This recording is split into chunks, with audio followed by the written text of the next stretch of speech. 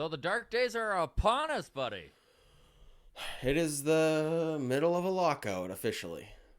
Yeah, day 2 here, buddy. I have been dreading this moment, and now that we're in it, it feels darker than I had anticipated. I don't know. Like you're watching all the posturing and all the stuff going on between the MLB and the MLBPA and all the avatars with the faces are gone. Baseball players don't exist anymore. Right. Like, man,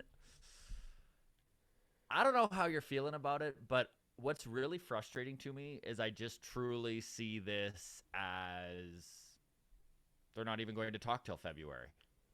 They're just going to sling mud. They're going to have a few meetings in December for public display. They're going to shut things down in January and not even go back to the tables till February. That's my prediction. Where are you at? Like, are you? Well, I feel like dark days, but I also this has felt inevitable to me. Like Yes. we've had Greg Zahn on the show a couple times, and all season last year during the 60-game sham, as he calls it, he was very adamant that this lockout was coming and how far apart the two sides were, and that they shouldn't even have played last season, the 60-game COVID season, because they should just focus on working their stuff out.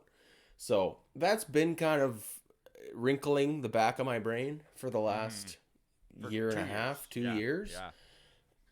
So this has just felt inevitable. I feel like a loss of games is inevitable, not to be a negative Nancy about it, but yeah, I don't feel like anything's going to be accomplished over the next month for sure. Probably nothing in January. They might schedule a meeting or two. Nothing will come of it. And yeah, I watched a piece with Jeff Passan, and he said there's no real urgency. Like there's no reason to panic until the middle towards the end of February. And I don't know if we're even going to get the ball rolling until the middle or end of February. I just have zero faith in MLB to pull this off in a timely fashion after watching how little pressure they had on them to pull off the 2020 season and how that absolutely could have been a 90-game season or a 110-game season, and they bickered over things that weren't even in the CBA until it was a 60-game season, which is also a proof of concept that they can do a 60-game season. I don't know. I don't have a ton of hope. Obviously, we have a pile to unpack when it comes to the lockout, and we will get to that later in the show. We'll go over where we're at for the Blue Jays, what they've done, kind of recap that, and where they need to go from here. We'll also talk a little bit of Marcus Strowman in the next 40 minutes or so. Oh, good. I was hoping we'd bring up Marcus Strowman. Right? And his journalistic integrity. He's breaking stories now. Anyways, we'll get to that. I'm Scott Belford, joined as always by Adam Mack. Welcome, everybody, to the walk-off. Thank you so much for taking the time to click and view us on YouTube or to continue to listen on whatever platform you listen to the podcast on. We truly appreciate it. Just want to, while we're talking the podcast, I did wish to bring up that November, so just last month, is the biggest month that we have ever had here on the walk-off when it comes to views, and not by a little. So we would like to thank everyone who has taken the time and become part of the walk-off community. I know we've had probably close to 50 people join the Discord in the last month. That's awesome. Literally doubling where we were. We had 21,000 views in November on YouTube. Just to put that in perspective, we've had 80,000 views in total since this thing has started. So, again, pretty incredible. Blowing away, super appreciative. Thank you so much. You can follow us on Twitter at Walk-Off Podcast, on Instagram, the Walk-Off Podcast. Adam runs the TikTok, and we both, as always, ignore the Facebook. So. Absolutely. We're at just about 2,600 subscribers now. So 2,500 was a huge milestone that we hit in November. And now the push is on for 3,000, which in baseball terms is a big number, right? 3,000 hits is a big number. So let's push hard. If you haven't subscribed and you're here and you're hanging out, welcome. Hit the subscribe button. Tell a friend who likes the Blue Jays and hates the Yankees, and Let's get that number closer to 3. So All right, let's get into it. I Let's do get wish to into recap where we're at for the Blue Jays. Right-handed pitcher Kevin Gausman, obviously the big target. I would say that this is who Atkins and Shapiro were after from day one. I get the feeling that they knew Ray was probably not the guy that they were going to go for very early on. Just how quickly they got the Gausman deal done, how quickly it seemed like they pivoted from Ray, and even the way Robbie was talking about things when he appeared on Tim and Friends and just Sportsnet. I mean, obviously it's tough to read a guy in free agency anyways. Their agents are always like, shut your mouth, we're trying to get money here, don't burn any bridges. But it just felt like Robbie was probably headed elsewhere, and that kind of turned out to be the case here.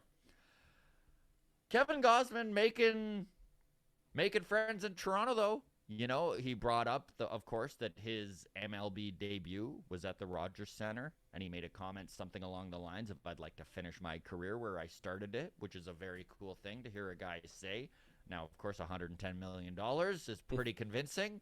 He did get 5 years, which is a big deal for a pitcher. You don't see a lot of pitchers get 5 years. I mean, there are a few exceptions to that in like Garrett Cole, and I mean Robbie Ray got 5 with an opt-out. But for the most part, Marcus Strowman signed for 3 years with the Cubs, and he was one of the top pitchers on the market. 30 years old, so he couldn't even get 5 years. Gausman did very, very well for himself. Well, I mean, as much as we see the odd Max Scherzer and Justin Verlander until recently with his injury struggles, but we don't see a lot of guys continue to be dominant into the later half of their 30s, right? So no, and it does happen, but it's a risk when it comes to the organization, right? Big time. Kind of cool to watch Rogers go out there and spend big on a frontline starter. Hopefully, Gausman can continue to develop into the ace that he's flirting with, right? You can just tell the last couple years that Gausman's right on the verge of something special. And if he's not, then he's a great number 2. Either way, big get for the Toronto Blue Jays. And I know if you haven't seen much of Gausman, I mean, he has spent the last couple years in the National League. If you go on YouTube and just type in Gausman splitter, that's a rabbit hole that's fun for any Jays fan to go down because it is nasty. And he's known as one of the best splitters in all of baseball. And you start watching those video compilations of it, and it's pretty exciting stuff. Very. I did wish. Oh, and one last thing while we're talking Gausman, I did wish to bring up he's going to be wearing number 34 in Toronto as a tip of the hat, if you will, to Roy Halladay. Obviously, he can't wear number 32 because that has already been retired and is up on the wall of excellence in Toronto. However, Halladay did, of course, wear number 34 when he played with the Phillies. So kind of a tip of a hat to Roy. I know you're not sure if you like that or not, but... Well, I mean, it's a little bit... I don't know how I feel. I mean, he wore 34 with the Giants. So... Yeah. It's not like he's making like 34 new. is just his number. He's coming in and it happens to I think it's just a coincidence that maybe it's just a common pitcher number. Halladay wore it in San Francisco, and it's just like, oh, this is an opportunity to get some extra fan points. Yes. I don't know. It's also Halladay wore it in Philly and Gausman wore it in San Fran, just so we're not getting comments in the YouTube here. Adam knows what he's talking about. It was a slip. It was a slip there. What did I say? Halladay in San Fran, but that's fine. Oh, okay. Yeah. Sorry. Crisis averted, everybody. I'm flustered and I'm only like half a cup of coffee in this morning, so no, I don't know. One thing I did wish to delve in here on Gausman is a lot of Blue Jays fans saw the Robbie Ray deal in Seattle, 5 years. $115 million with an opt-out in year 3, and they're like, so for $5 million we let Robbie Ray walk. And yeah, that is kind of what happened. A little bit to unpack with this. I think Kevin Gausman's been a target of this Toronto Blue Jays organization for years now. They were sniffing around 4 years ago. They were sniffing around 2 years ago. And then again last year, they actually made him a multi-year deal. He wound up taking the qualifying offer and going back to the Giants. This is a guy Pete Walker has viewed as top end of the rotation guy.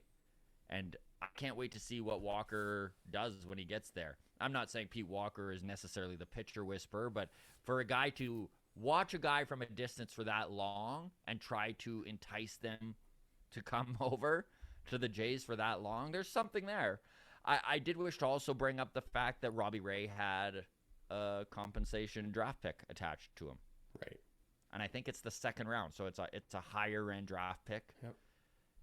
There is something to be said for that, obviously. So if you're just going to look at, so if you're the Toronto Blue Jays organization and you truly believe Robbie Ray and Kevin Gausman are pretty much interchangeable, but you get a pick if you take Gausman, then it makes sense. And I think that is something that possibly is what tipped the scales. Another thing I've heard, and listen, before I say this, I just wish to bring up, we here on the Walk-Off, Adam and I actually were quite upset with a few fellow podcasts who brought up Joel Payamps and the fact that he was unvaccinated, and that was one of the reasons why he was put on waivers by the Blue Jays mid-season 2021.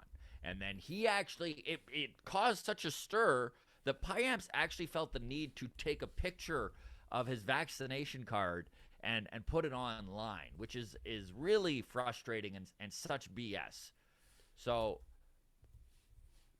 I guess what I'm saying is I'm about to be a little bit of a hypocrite here. Okay. There are rumors out there that Robbie Ray is unvaccinated.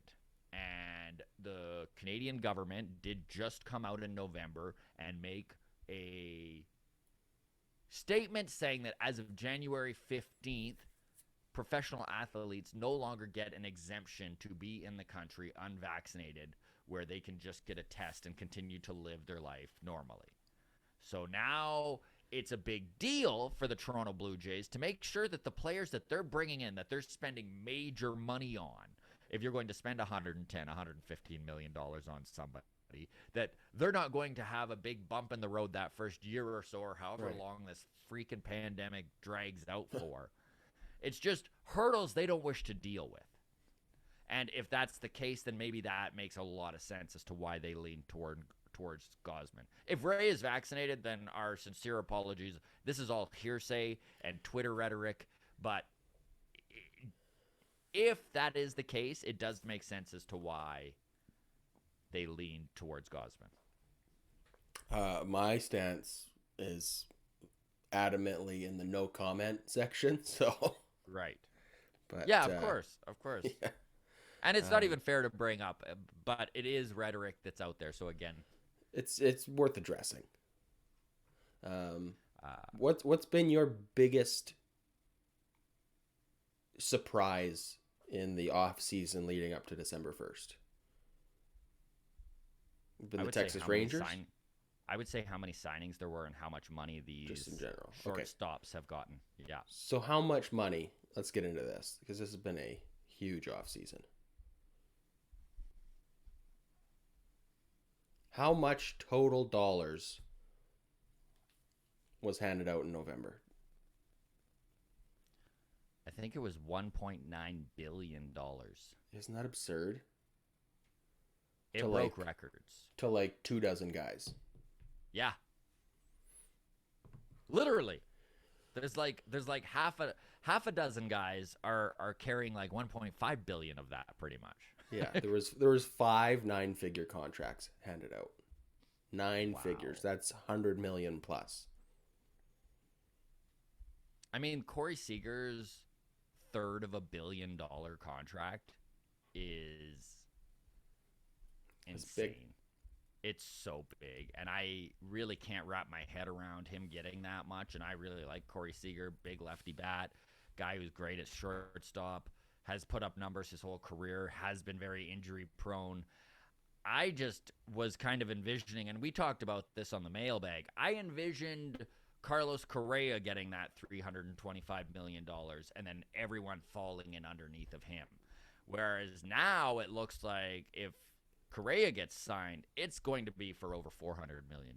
Is my He had to have been thrilled with that Corey Seager just signing.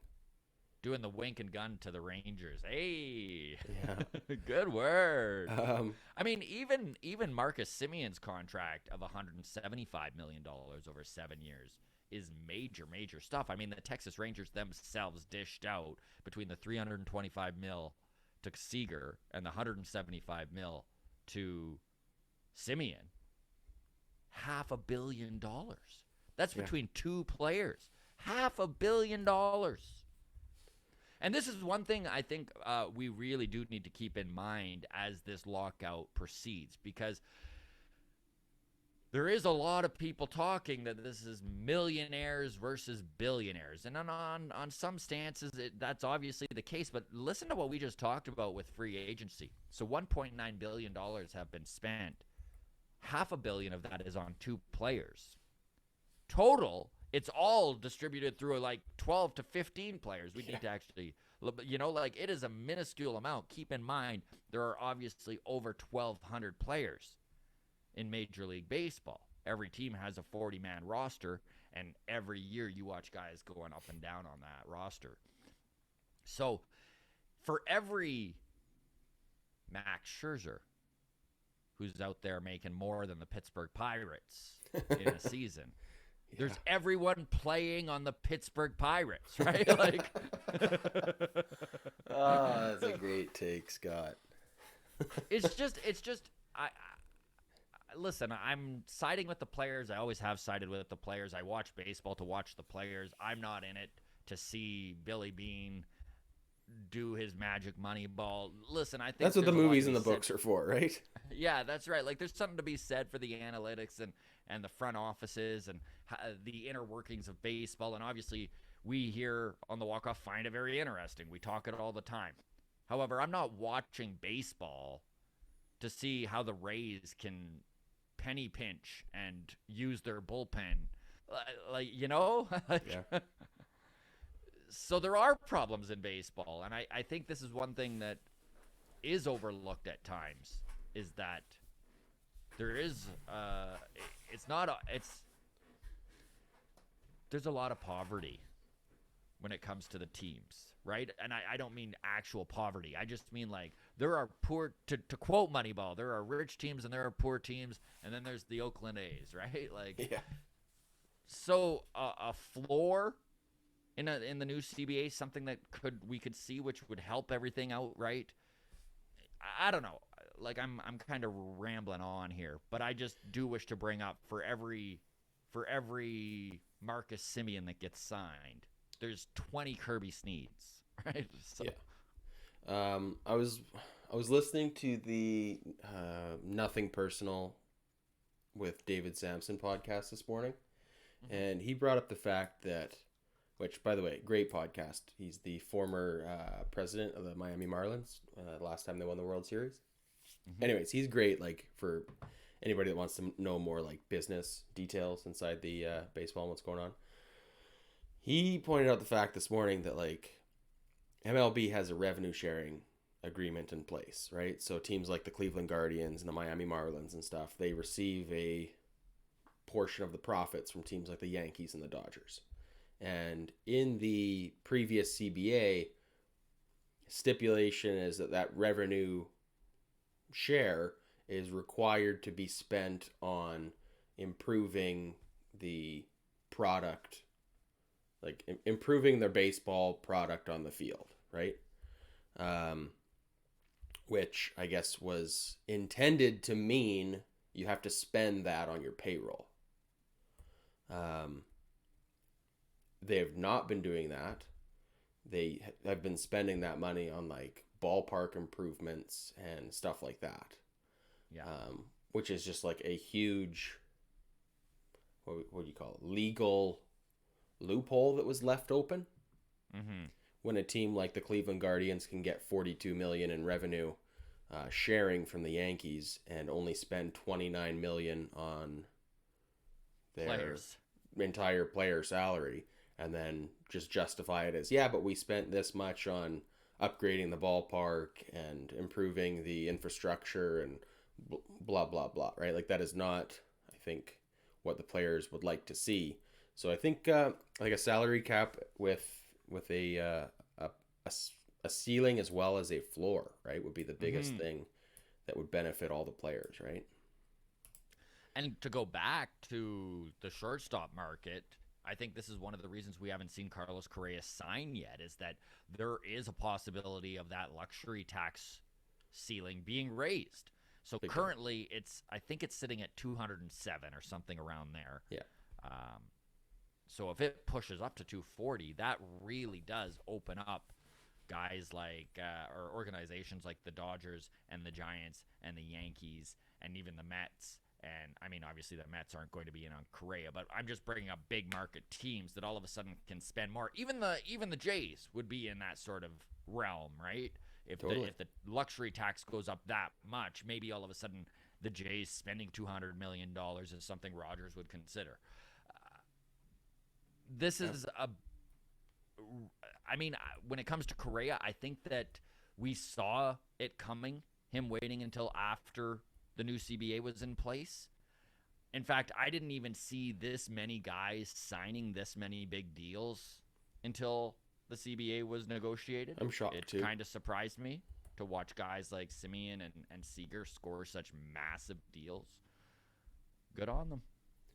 Good on them. I think there's been a lot of talk too about how frustrated Yankees fans have been and that they were pretty much left behind during November. Which I love. Which we all have to love. It should just be pointed out that the Yankees have no room under the luxury tax to go out and spend. Mm-hmm. Right? Like they are one of three teams who, the Yankees, the Dodgers, and the Mets now. Mets are way over. But the Yankees have massive contracts already on the books. Garrett Cole, $36 million a year for the next, I think, 5 years left on that deal. Mm-hmm. Stanton is $29 million a year. He's got another, I think, 5 or 6 years left as well. They've got to pay Aaron Judge, who's only in the third year of arbitration, already making $17 million. And now you want to add, like they just paid DJ LeMahieu, I think $15 million a year. Don't quote me on that, but it was a substantial contract. And now you want to go add Now you want to go add Carlos Correa for $40 million a year? Like that's, and Freddie Freeman they're in on as well. So I mean, the Yankees are still the Yankees. The Yankees still have big money. But if you give them more breathing room, they're going to spend that luxury tax. Absolutely. Which is why you need a floor. Because what's the use in constantly, you're just giving the Yankees more firepower by increasing the ceiling and not raising the floor. Because, I mean, there's no reason why the Pirates are spending only $28 million a year. Yeah. Small market team, but, like, can we do something about this? The Pirates well, again, this goes back to the revenue sharing. This Exactly. goes back to the revenue sharing, right? As if the wealthy teams are going to be sending $30 million to each of these tiny teams like the Pirates and the Marlins and the Orioles, and then they just don't have to spend it on payroll, right? So, I don't know, let's man. back up here for a second. We are going to go back to the Blue Jays and what they had accomplished. Obviously, Yimi Garcia was signed. Garcia's upside is huge. I really like this signing because this is a guy, he was the closer for the Miami Marlins. He pitched incredibly well with them. He was a guy, I think, when the Blue Jays went out and got Simber, they were inquiring about, and the Marlins just weren't prepared to let go of him yet. And then, of course, they moved him at the trade deadline to the Astros.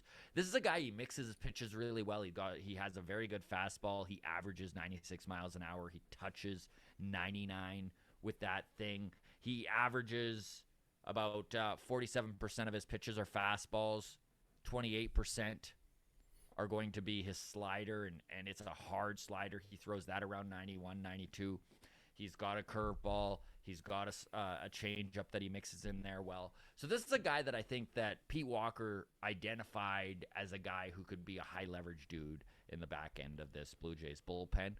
I know one of the biggest struggles Garcia had last year when he was moved to the Astros is he didn't really have a role in that bullpen. He went from being the guy in the Marlins bullpen to being one of the guys that was acquired by the Astros on top of Kendall Graveman. They already had Presley back there. So they all of a sudden were using him in a role he wasn't used to, and he didn't do as well. Now the Jays are a bullpen by committee type of team, so we'll see how that fits in.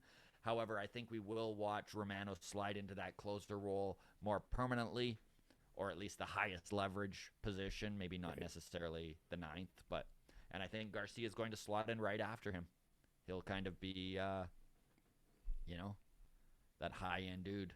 Well, I mean, the comparison to Simber is a great one because every Jays fan that watched baseball last year fell in love with Simber, right? Yeah. So if you're telling me Yimi Garcia is a better bullpen piece than Simber, that's reason enough to be excited, right? Exactly. 100%. So what do the Jays need to do still? Well, they still have a hole in the infield, obviously, and this is all stuff that's on hold. Nothing you mean they can do. The hole left behind by the departure of Breivik Valera, right?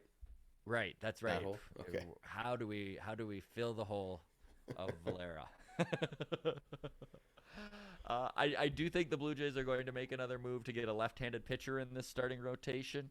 We'll see how that plays out. Right now, Ryu is the only lefty they have. They went from Matz and Ray and Ryu and being left-handed heavy to all of a sudden being a right-handed heavy starting rotation. Here's a question for you when it comes to acquiring pitching. Where does the CBA officially affect the ability for these clubs to negotiate trades? I know, as far as free agency goes, officially there can't be any discussion with free agents, right? But it would be naive to think that that's not happening, right? There's got to be some So technically, teams are allowed to discuss the framework for deals. Okay. Which means they are not allowed. It's a gray area, man. So they can just negotiate let's call it the framework. Every detail of a trade, they just can't put the blue ink on the page yet. They can't sign the ink. Okay. Which is interesting because you make a deal, the framework of a deal, and then you let it sit. And then deals both fall sides apart gotta go, all the time, right? Yeah, are we sure that was a good deal? Yeah.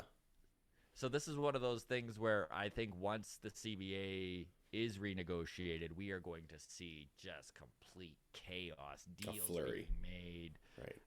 Signings happen overnight. Guys that were expected to go one place all of a sudden go another. It's going to be really interesting. But in the meantime, it's the dark days. Well, because here's how it goes, right? Is a guy like Carlos Correa has a deal in place with the San Francisco Giants unofficially. Here's how much money it's for.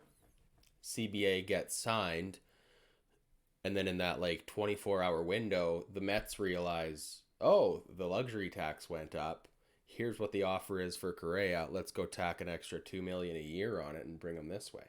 Mm-hmm. Exactly. Oh, no, man. This is the truth, right? The luxury tax goes up. There's a framework in line for, let's say, Correa to the Giants, and all of a sudden the Yankees are like, you know what? Let's go 450 million. We can do this now. So should be interesting to see how it goes. So who's left? Who's still standing when it comes to big names to be signed? We just mentioned Carlos Correa. Trevor Story's still out there. Chris Bryant's still out there. A lot of the high-end pitching has been swooped up. We watched Scherzer sign, Verlander, Gausman, Ray. Trade is going to be interesting. The trade market is going to be where we're going to see some of these high-end pitchers moved. Guys like Luis Castillo, Frankie Montas, guys on teams where they're in retool mode. I know the A's are in retool mode every third year, so there's definitely going to be some starting pitching available there. The Miami Marlins, for whatever crazy reason, are the deepest team in all of baseball when it comes to starting pitching, and they've got holes elsewhere, so you could see them move somebody to fill in their outfield or wherever they may be looking. I don't know, man. If that luxury tax rises, it's going to be a free for all, I think. So players want the luxury tax to go up. Owners don't. Right? What's Owners the don't. the incentive for the owners? Because this is where I always kind of get confused. Owners want the luxury tax as a self-imposed restriction to help them stay a little bit fiscally responsible, right? Prevents guys Mm-hmm. like the Yankees from just spending 500 million on salary. Mm-hmm. But also the teams that it's keeping in check at the top are also the ones who probably would like to get rid of it altogether. I just don't know who really wants the luxury tax. Is it just those middle pack teams like the Blue Jays and the Cardinals? I mean, the luxury tax going up is basically only benefiting the top end teams that are there right now. Like the Jays have never spent to the luxury tax. So if the luxury tax goes up, is Rogers going to be like, yes, now we will spend more? I don't know. That's what I mean. Like it helps these guys stay competitive with the very tippy top guys like the Yankees, the Mets, the Dodgers, right? If their management and their ownership is prepared to spend more, right? So like these middling teams like the Cardinals is a great example. Even teams like the Mariners is a good example, right? A fairly major market team on the West Coast, Yeah. but they've never spent to the luxury tax. Like if the luxury tax goes up, is the Mariners all of a sudden is their ownership No. going to be like, you know Okay. what? Sorry. Let me reframe my question. I don't mean who benefits from increasing the. I just mean the existence of it at all. Like if we had a new CBA with no luxury tax anymore, it was just a free for all. The teams that are spending 140 million on their payroll right now, like the Blue Jays, are Mm-hmm. probably not going to spend any more, right? Exactly. So But those it's top benefiting teams, the Dodgers and the those Yankees. top three are Exactly. the only teams that Yeah. benefit. Yeah. Okay. But this is the first work stoppage in 26 years in baseball. First lockout in 30 years. Just a reminder to everyone that a lockout doesn't happen without the owners locking out the players. This isn't a strike. This isn't a work stoppage on the union side. This is meant to light a fire under the MLBPA's butt to get back to the negotiating table and make some concessions, and we'll see if it works. I mean, we all watched Manfred be the mouthpiece of the owners yesterday and talk about how they only wish the best for baseball. Does anyone actually believe Rob Manfred when he gets up there and he's like, we're doing this for the betterment of the fans? It's like, oh, fuck off. Like, come on. Is there is there a money saving component to this where by locking the players out, the owners are saving on physical therapists and just being able to shut the lights off on the workout rooms? That is one thing that they are doing. The players are no longer allowed to work out in their facilities. They no longer have access to the staff and their mental performance staff. They no longer are allowed to. I mean, organizations have been told not to even mention players by names. In fact, if you look at every team's MLB website, they have literally removed the faces of the players. And the players have kind of done a little bit of a kickback, and they've taken those avatars and they've put them as all their faces on social media. So if you go on Twitter, all the players have their new profile pic is the which, if you think about the amount of money that was spent on programming for the MLB to do that, is what makes me think the last couple meetings where they couldn't make progress was all hearsay. You're not going to spend that much money on programmers redoing all of these sites. Do you think it I really don't know. costs that much in programmers? I'm not an expert, so I'm not it also feels like that could just be one, they hit Control F and it just Maybe. reverts back. I know nothing about it. I don't I'm know just either. guessing. Maybe someone who watches this can clarify if they're a good programmer. In which case, if you are a good programmer watching this, help us with our timestamps. Okay, It is kind of spooky though, going to these websites and like everything just looks like stock images of baseball field or yeah, an empty it's ball ridiculous. glove. It's just like there's no images of these players at all. No So highlights from last year or anything right now. this is super interesting. So the last time there was a lockout was 1990. These are the players and that were making the most money at the time at every position. So in left field, the highest paid guy was Ricky Henderson, and he was making $2.2 million. Kirby Puckett was the highest paid center fielder. He was making $2.7 million. Robin Yount was making $3.2 million in right field. Lou Whitaker, $1.8 million for second base. Like, Wow. man, it's just so crazy to me. The highest paid pitcher was Roger Clemens at $2.6 million. This is where baseball was at 31 years ago. It's crazy. Highest paid pitcher now, Max Scherzer at $45 million a year. He's done all right for himself. Let's talk Marcus Strowman quickly here. And then if you've got anything to add at the end, buddy, feel free to do so. Marcus Strowman doubling as a journalist in the last few days, breaking his own signing on kind of a Spider-Man technique, eh? Right. Getting pictures of himself and sending it to the Daily Bugle. Look, I just signed. Oh. Sorry. I'm such a child. I love it. No, I love it. Yeah.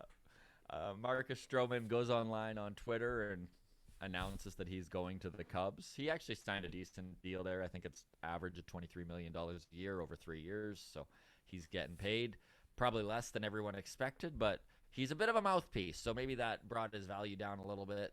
However, kind of cool. I you know what?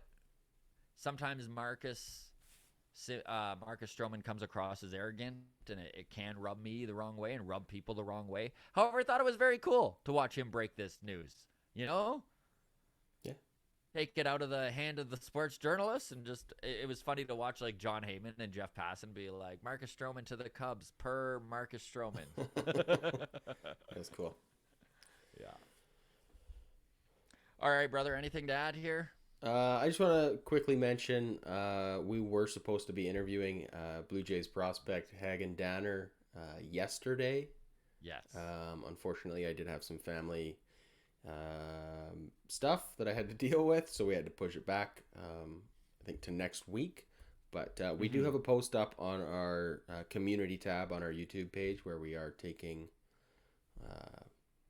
your comments, questions, stuff like that. So we do have about a half a dozen already submitted, and there's some pretty good ones in there. But if you haven't already and you got a good, interesting question for Hagen, then click it on there or send it to Scott or I on Twitter and Instagram, and there's still time to get your questions in, I guess, is the point of that long Absolutely. story. And for those of you who are unaware of who Hagen Danner is, that is completely acceptable. He was a pitcher with the Vancouver Canadians high A team. But what's really interesting about him is he was added to the 40-man roster. He throws 100 miles an hour. Was originally drafted in 2017 as a catcher. Mm-hmm. Played 3 years in the Blue Jays organization as a catcher. The pandemic hit. He was struggling with his offense, was encouraged to give pitching a go because he still had a cannon of an arm. All of a sudden, he's on this 40-man roster. Really cool story. Very cool. Anyways, Hagen Danner, we will be talking to him next week. And like Adam said, feel free to get your questions and comments in about that on our Discord. There will be a link on the YouTube here for you to join that for free. I just picture him as being like a converted catcher to pitcher, having his delivery where he's like just like starting in like a catcher squat and then he like pops up and throws. Anyways, all right, man. Good talking with you. Yeah, always a pleasure. Thank you so much, everybody who has clicked and viewed and shared or commented. Just your participation in this community is greatly appreciated. Thank you so much, everybody. You can follow us on Twitter at Walk Off Podcast, on Instagram, The Walk Off Podcast, and on our TikTok. Have a great day, everybody. Cheers. Cheers.